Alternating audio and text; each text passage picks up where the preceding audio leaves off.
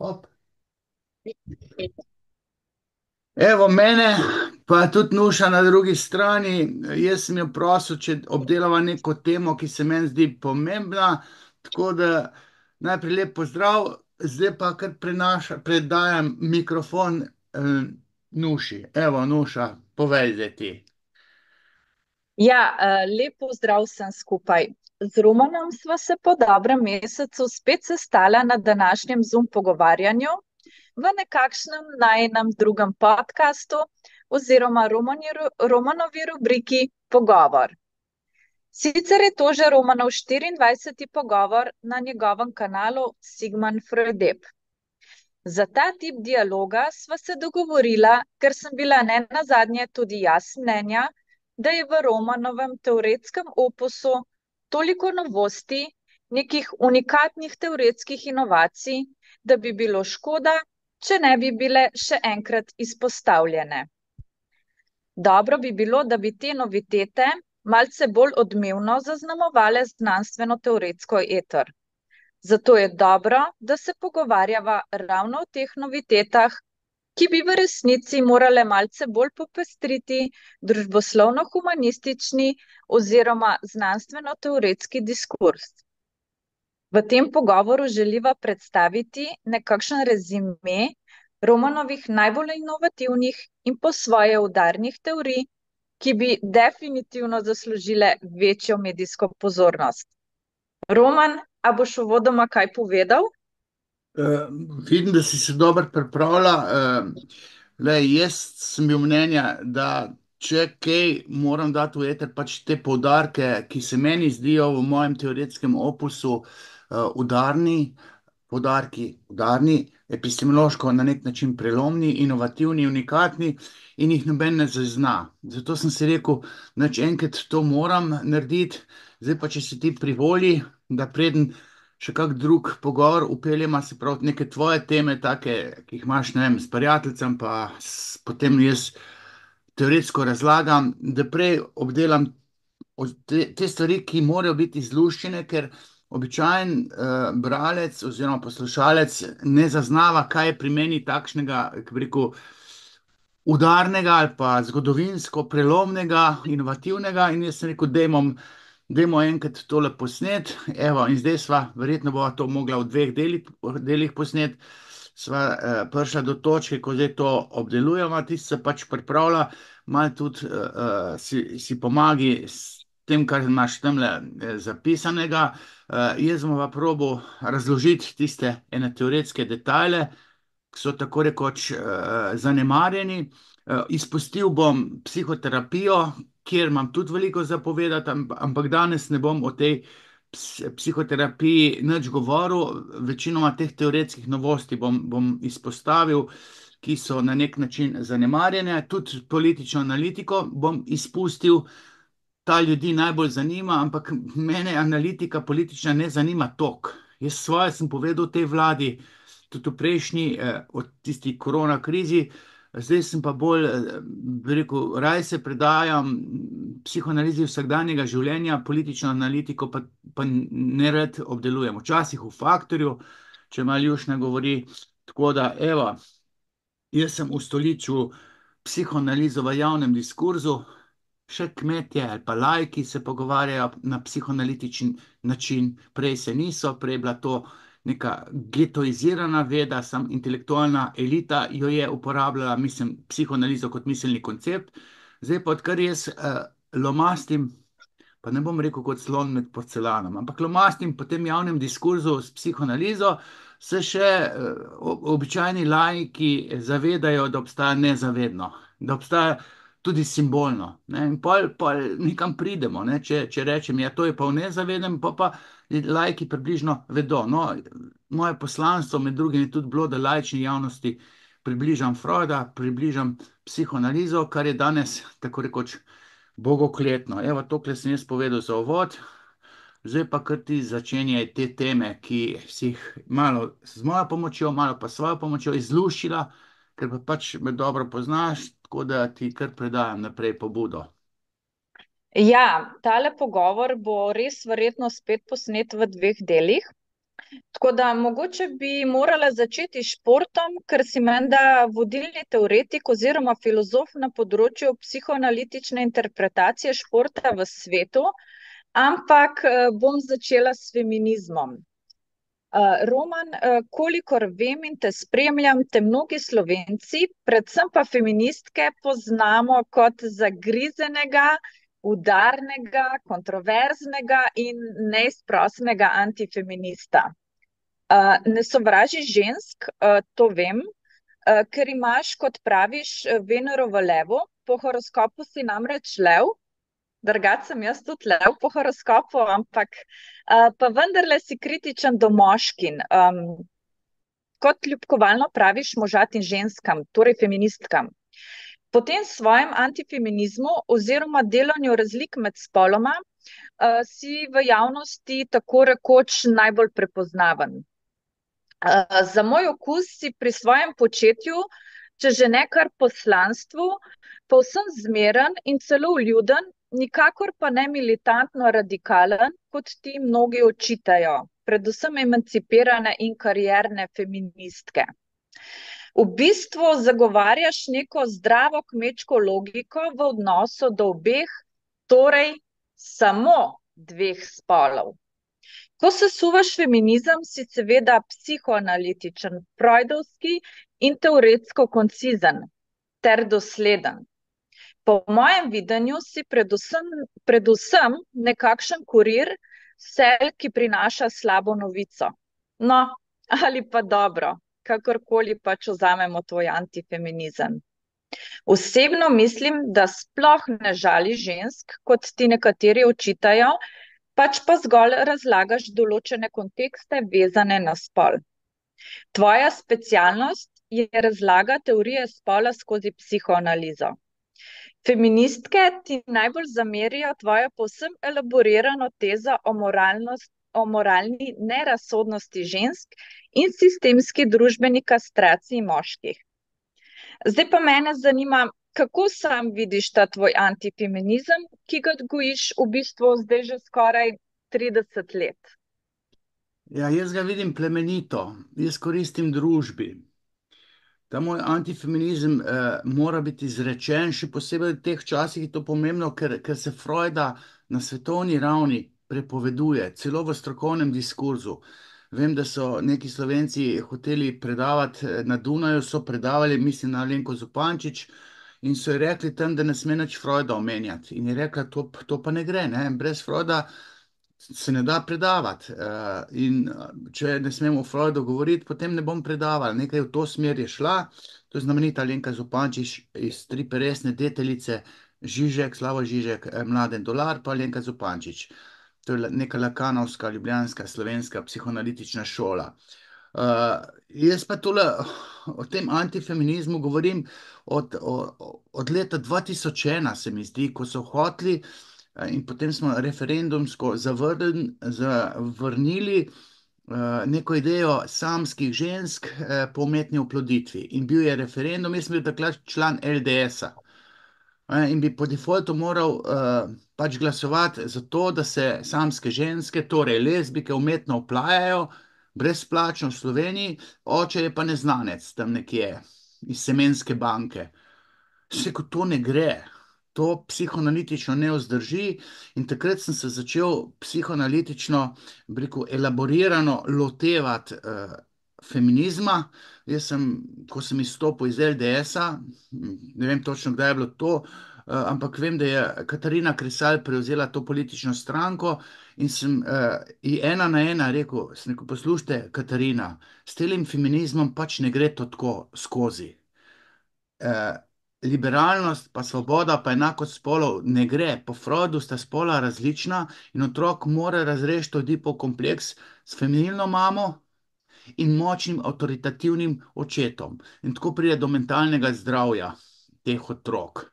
Zdaj, ona je malo debelo gledala, ker tudi ona je profeministična, tudi brez otrok, pa tako naprej, ampak jaz jo imam ali pa sem jo imel za dobro političarko. Ne?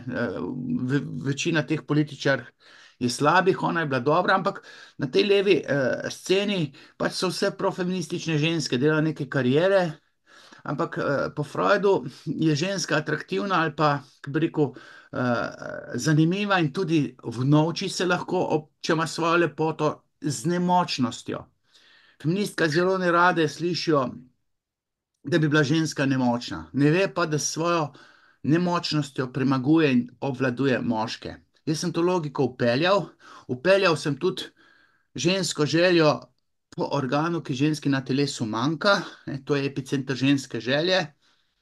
Na tem na odru, na predstavi, v scenariju piše razočarana gospodinja, pa to pove, zaradi ene klobase mora ženska celega prasca vzeti. To je nek teoretski traktat, ki vzdrži, in jaz sem z določenimi teoretskimi vulgarizmi v zadnjih letih napadel feminizem, ker se v akademskem diskurzu niso pustile. Jaz ne smem nikjer predavati že, ne vem, 20 let, ne smem objavljati. Jaz sem okrog leta 2000 želel objaviti v Problemih nek moj tekst o feminizmu oziroma antifeminizmu, mi ni bilo dovoljeno. Dotična Alenka Zupančič mi ni pustila, pa Eva Dolar Bahovec. To so te feministke, ki ne pustijo, da se v javnem diskurzu ali pa strokovnem diskurzu upelje psihoanaliza, ko se sesuva feminizem. In jaz sem potem pa 2019 napisal tole Prvi spol, to je prav antifeministična knjiga. 2011, ko sem sesuval družinski zakonik, pa še tole o spolu. Jaz sem elaboriral, na kakšen način otrok rab žensko mamo kot brezpenisno bitje in moškega očeta, zato da razrešijo Oedipo kompleks. To sem jaz vse napisal. Mojih knjig ne smem nikjer promovirati. Sej prva knjiga je razprodana, tale pa je še bolj osovražena, ker govori v 8. poglavju o eni prepovedani temi, penis in ženska želja. Feministke so na ravni seksualnosti izjemno ranjene in jaz sem ravno v njihovo seksualnost dreznil. 10% imamo mi teh nekih radikalnih ali pa dovolj radikalnih feminist, med temi 10% so večinoma lezbike, druge ženske so možate, aseksualke, sicer imajo neke otroke, ampak so totalno aseksualne, kakšnih oralnih praks ne prebavljajo, to, če more to kaj bližje ustom dati, to jih kap zadene. To jih kap zadene. In jaz sem točno v to smer dreznil, zato, ker se v akademskem diskurzu niso pustile nagovoriti, da bi jim razložil, kaj je to Oedipo kompleks, kaj je kastracija. Potem si mi pa povedal še par stvari, ki jih zelo bolijo. Namreč njihova moralna razsodnost je na nižji stopni kot povprečna moralna razsodnost moških. Torej, jaz sem rekel, da je ženski nadjaz šibkejši. Ne, da sem jaz to rekel, jaz sem izpostavil Freuda, kako je on to rekel, da zaradi narave kastracijskega kompleksa utrpi žensko moralno razsojanje, torej nadjaz, superego, deficit, okrnjenje. Povprečen moški je bolj moralen kot povprečna ženska. Najvišja stopnja moralnega razsojanja, postkonvencionalno moralno razsojanje, kot bi rekel Lorenz Kohlberg, imajo pa samo moški, enih 20% moških in nobena ženska. Ženske imajo veliko mero sočutja. To je pa njihov adut, ampak sočutje ni pristno moralno razsojanje. Pristnega moralnega razsojanja so sposobni nekateri moški, ne sicer psihopati, ampak nekateri moški, ki smo imeli pa ta privilegij, da smo imeli kot dečki v dipalni oziroma falični fazi, v obdobju kastracije, ob sebi moškega očeta, avtoritativnega, dobrega, pravičnega in feminilno, nežno mamo, ki nas ni kaznovala, ki je bila samo nežna do nas, oče nas je pa v red spravila, tudi s klofutami. In potem lahko dosežemo to najvišjo stopnjo moralnega razsojanja, postkonvencionalno moralno razsojanje. Lorenz Kohlberg je to testiral in ugotovil, da imajo ženske nižjo stopnjo tega pristnega moralnega razsojanja. One so na stopni konvencionalnega moralnega razsojanja, to, kar so pri moških neki srednješolci, mogoče študenti. Odrasel moški pa lahko doseže postkonvencionalno moralno razsojanje, kar pomeni, da je sposoben kršiti zakone in narediti nekaj, kar je prav. In kršiti zakone. To recimo v zgodbi koroških dečkov sem jaz rekel, da če bi bil jaz minister, Bila je pa Anja Kopač Mrak, da bi jaz kršil zakon in ta dva otroka, dečka, koroška dečka, dal detku in babici, ker tam domujo ljubezen. Ona je pa rekla, tudi ministri nismo nad zakoni. Jaz bi kršil zakon, bil interpeliran, ampak bi naredil nekaj, kar je prav, kar je dobro za ta dva otroka. In bi potem odletel skozi interpelacijo, ne bi bil več minister. Mene to ne zanima. Moralno prav je, da ta dva dečka, da bi morala rasti, biti gor spravljena v odraslost skozi ljubezen, prejemanje ljubezni detka in babice. Ampak Anja Kopač Mrak se je držala kot pijanec plota nekih zakonov. Jaz bi jih kršil. To je postkonvencionalno moralno razsojanje. Je pa tudi še otroško moralno razsojanje, to je pa predkonvencionalno, tam pa zmaga načelo ugodja. Se pravi, tale super ego pri ženskah je okrnjen in to nočejo slišati. Narava kastracijskega kompleksa je v ozadju. Ženske ste zaradi anatomije genitalij nekastratibilne. Nekastratibilnost pomeni, da se vam ne da ženskam nič odrezati, ne, briko, hvala Bogu, nam moškim se pa da. Moškim se da to odrezati zato, ker imamo ta privesek in ko ozremo žensko mednožje ali pa dekličino, sestričino mednožje, vidimo tisto grozljivo necelost, kot razmišlja deček in si predstavljamo, da nam nekdo lahko lulčka odreže. Zato, da ne bi bili kastrirani in odrežu ga pa seveda lahko oče, tisti mogočni oče, večji je kot jaz, mamico ima po noči za spat, mamica ga ima rada, ker z njim spi, ne z dečkom.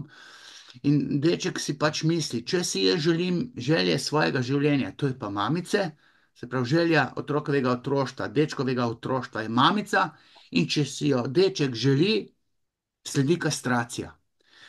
Zato, da se ne bi zgodila dečku kastracija, da ne bi postal necel, odrezan, tako kot deklica, se odreče svoji želji. Jo prepusti, se pravi, mamico, očetu in se sprijazni s tistim medvedkom, s katerim spi. Ali pa punčko, jaz sem s punčko spal, mi je fotor mamico ukradel. In potem se zgodi ta buincesta, to je prepoved spolne želje ali pa neke privlačnosti do krvnih sorodnikov, do mame, sestre, hčerke. In tega fenomena ženske nimajo, zato ker so nekastratibilne, se jim ne da nič odrezati, če se želi mamico ali pa če se želi očeta. Se njej ne zgodi kastracija.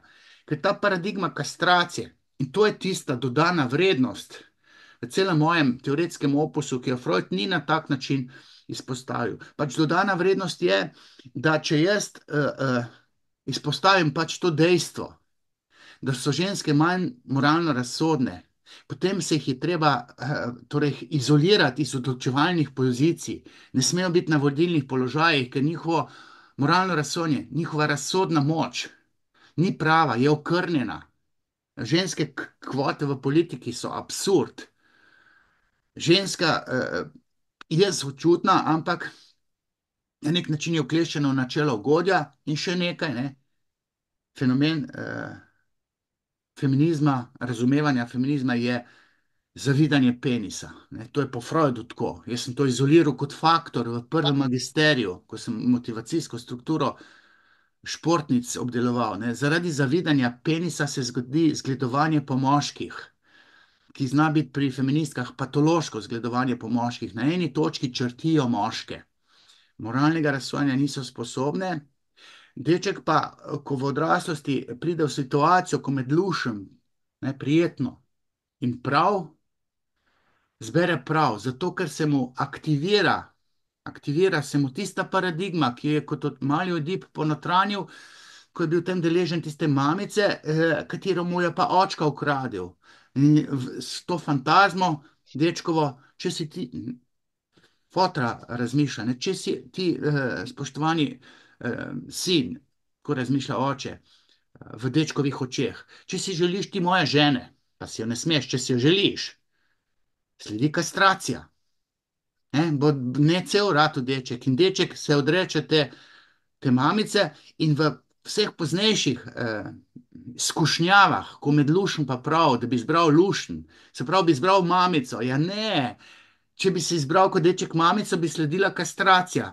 In ta fundament, moralni fundament, je deček ponotranil in ga aktivira v vseh poznejših moralnih situacijah in med lušem pa pravi moški s postkonvencionalnim moralnim razsojanjem zbere prav.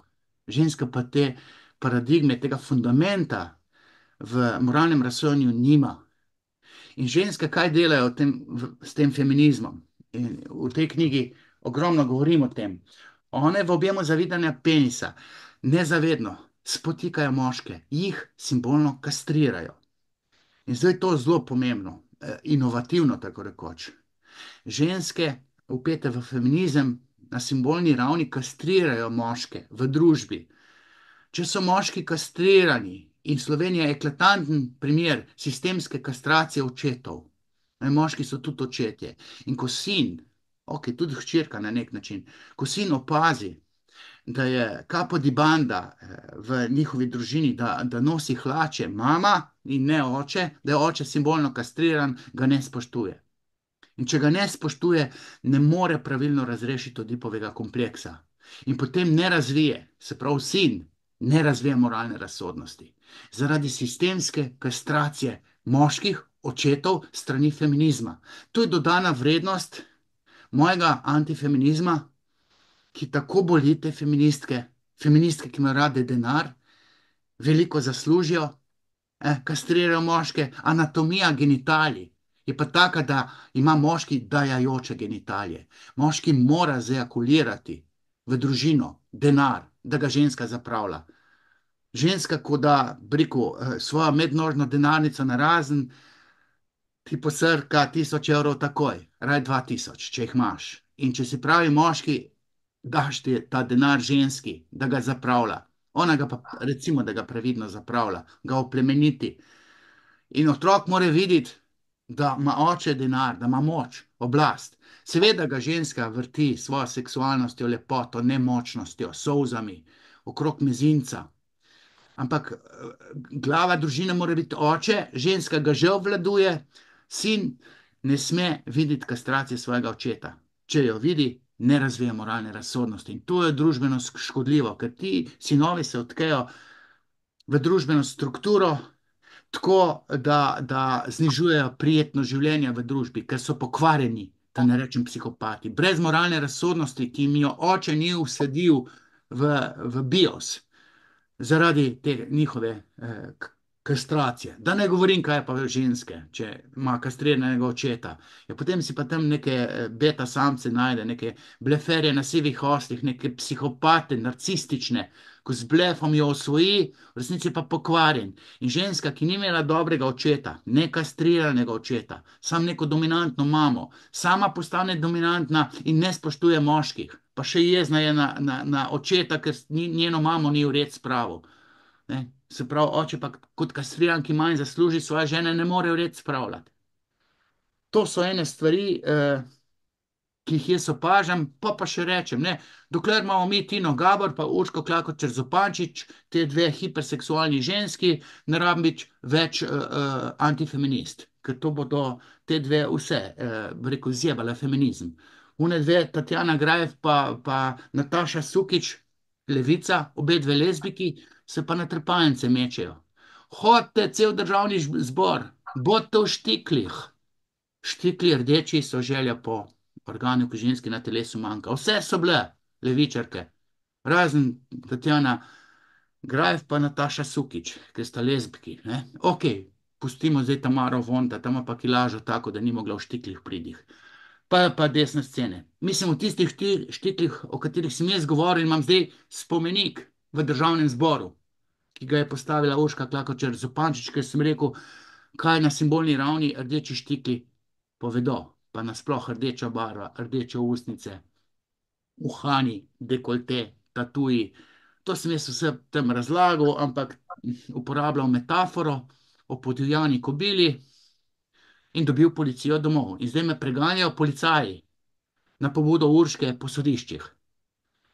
Mislim, jaz pa vem, da antifeminizem se more v akademskem diskurzu dogajati, pa laična javnost, ki sama po sebi ve, da sta spola različna, mora zapopaditi moj antifeminizem elaborativno, se pravi, da se ve, da nezavedno premore svojo logiko da sta spola različna, psihično, na pobudo anatomije genitalij.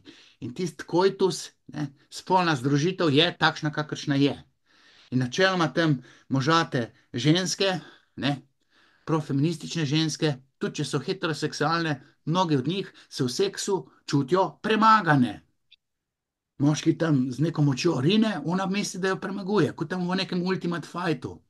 To vse sem v tej knjigi pisal, ne? Zato boli ta knjiga, ne sme se prodajati, prepovedano čtivo, knjižnice ne smejo še na policah to imeti, ne smejo odkupovati, kaj šele, da bi kak FDV to resno obravnaval na svojih predavanjih.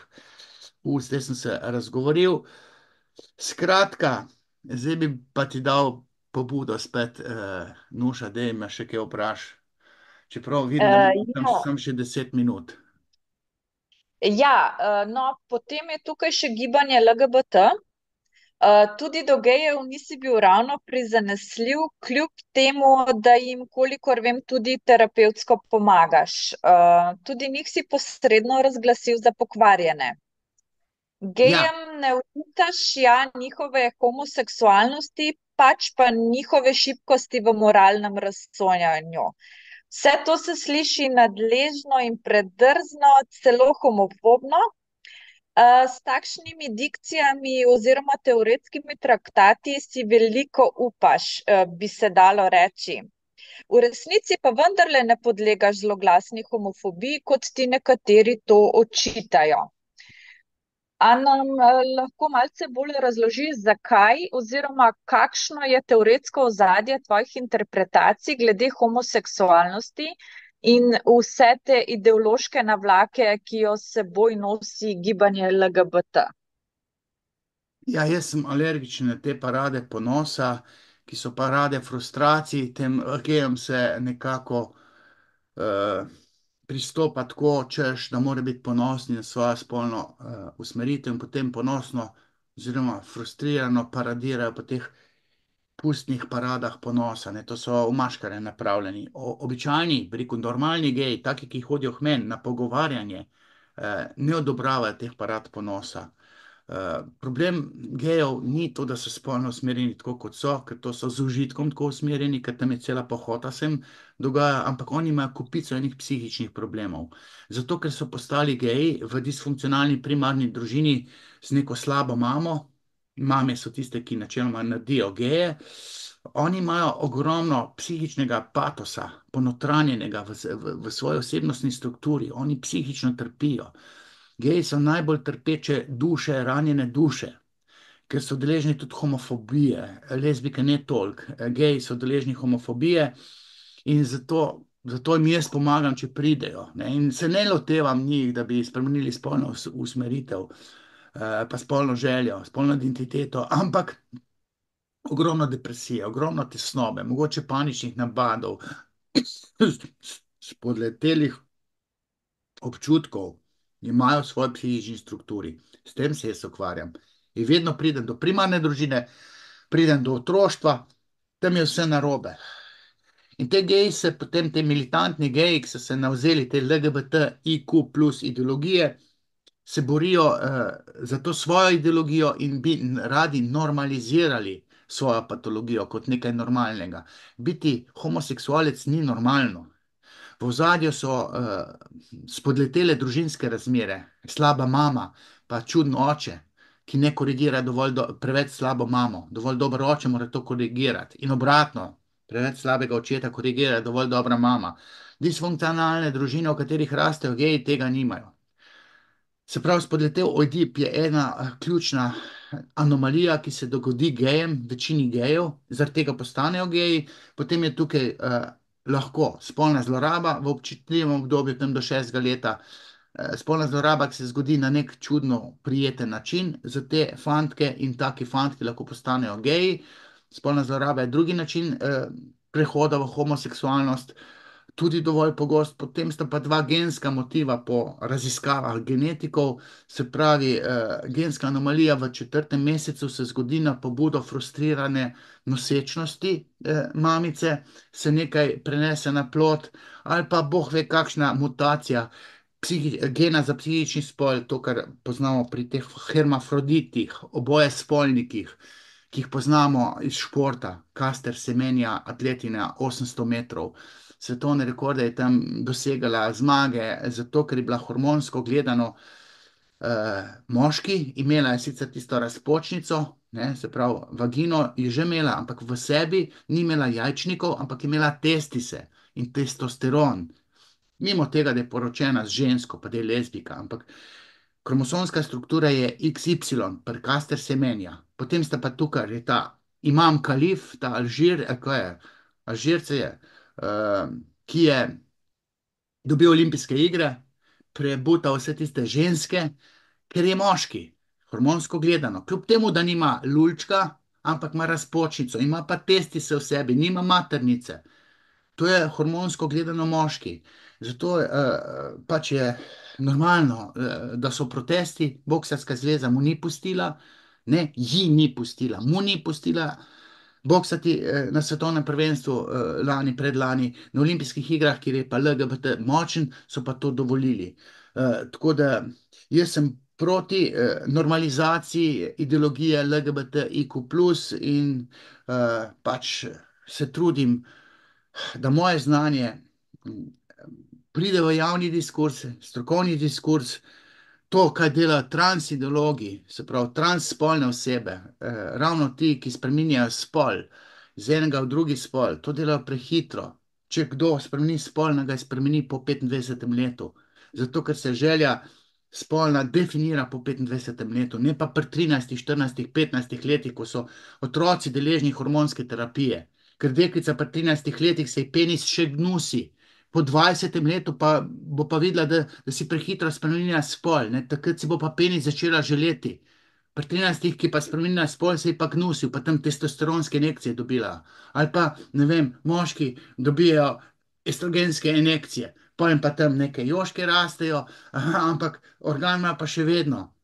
Ne, pojem pa tam nek psihotični občutek, da so ženske, in pa se naprav maško rade pogledaš, pa ne veš, a vidiš stvor ali vidiš prikazen, ker naredijo s to spremembo spola en prehiter obrat, kar seveda mnogi obžalujejo, ampak noče to javno priznati. Zdaj bom pa tako rekel, če se mi zdi, je telih prvih 40 minut minilo, oziroma 40, pol ure, ker so prej nekaj se uvodoma pogovarjala, tako da bo zdaj prekinila tole snemanje in bo šla